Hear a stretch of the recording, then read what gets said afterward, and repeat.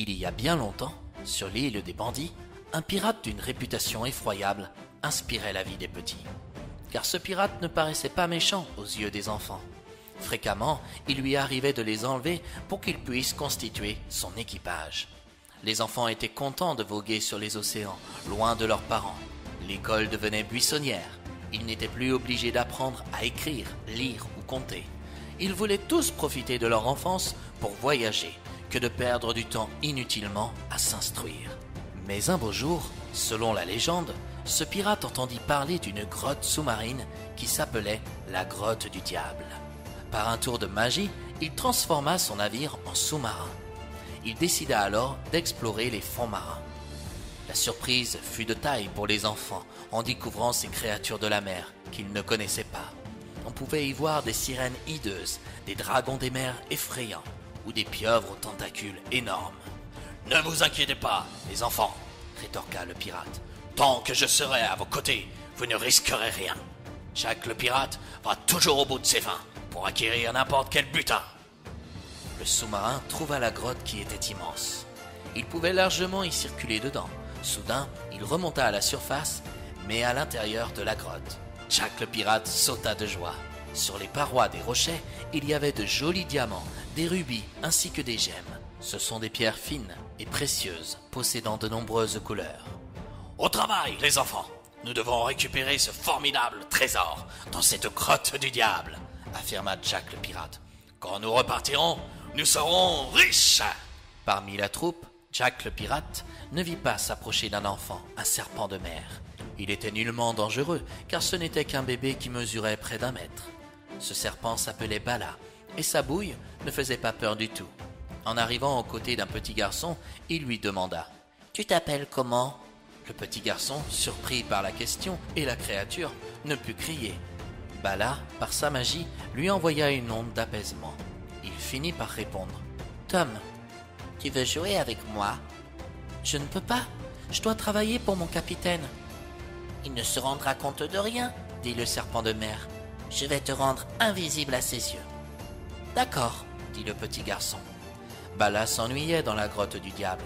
En découvrant tous ses enfants, il n'eut qu'une seule envie, jouer à la balle avec l'un d'eux. Pour cela, Tom devait lui lancer un gemme, et aussitôt le serpent de mer le lui rapportait. Le travail terminé, Jack le pirate invita tous les enfants à retourner dans le sous-marin. La plupart se trouvaient épuisés. « C'est facile de commander, » commença à songer l'un d'entre eux.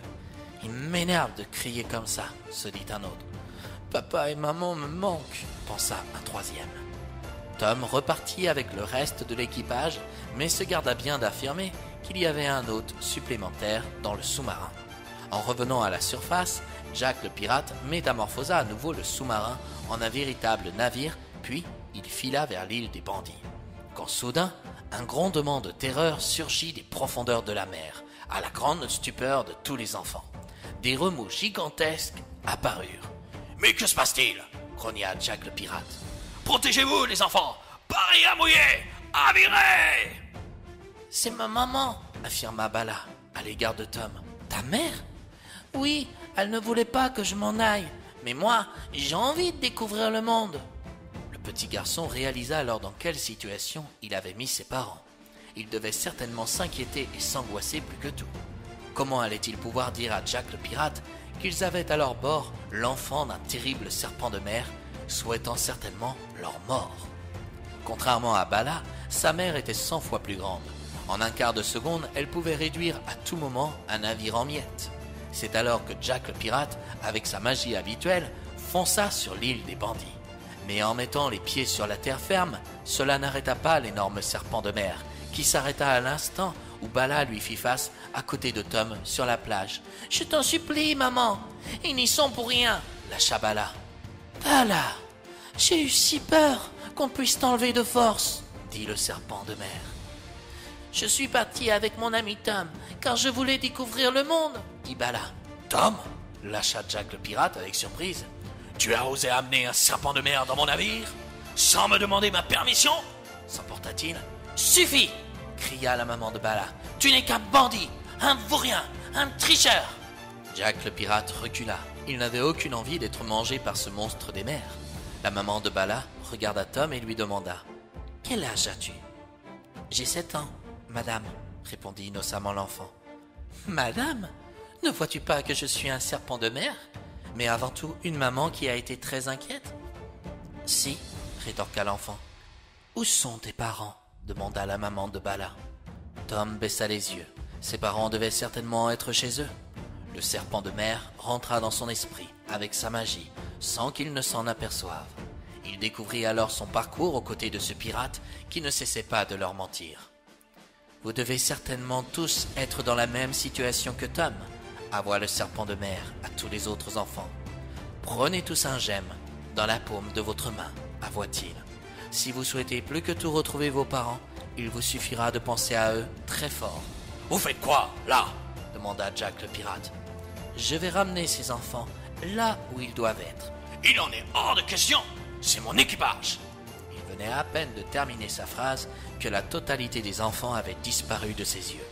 Grâce aux gemmes et à la magie du serpent de mer, ils étaient tous de retour dans leur maison. L'inquiétude, l'angoisse, la tristesse ne régnaient plus dans les villages et villes de Britannia. Jack le pirate se retrouva seul et sans butin, car le serpent de mer demeurait le gardien de la grotte du diable. On la nommait ainsi car il y avait toujours certains démons pour la piller. Jack le pirate en faisait partie. La mère de Bala prit la précaution de ne pas laisser Jack le pirate reprendre la mer aussitôt. Elle détruisit son navire et lui ôta la magie qu'il possédait en lui. « Tu apprendras que dans la vie, tout se mérite. On n'est jamais mieux servi que par soi-même, » dit le serpent de mer en retournant dans les profondeurs de l'océan avec son enfant. En retrouvant sa maison, Tom eut le droit à un énorme câlin. Ses parents pleuraient de joie.